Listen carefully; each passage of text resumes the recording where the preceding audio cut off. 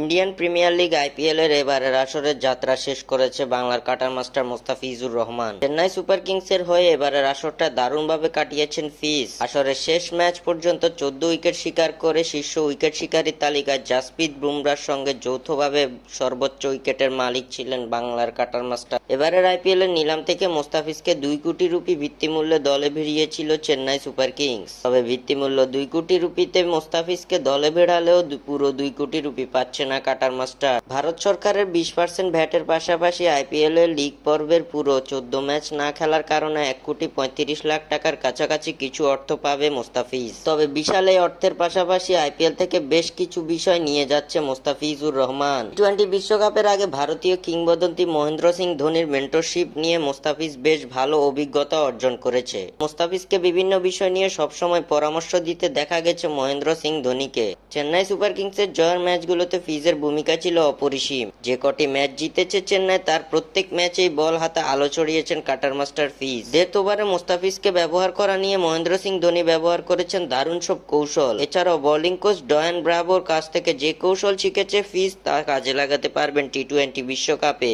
তাই আইপিএলে বিশাল অর্থ পাওয়ার পাশাপাশি ধোনির মেন্টরশিপ ও ডয়ান ব্রাভোর কোচিং ফিজকে বাংলাদেশ দলের মূল হাতিয়ার বানিয়ে তুলবে।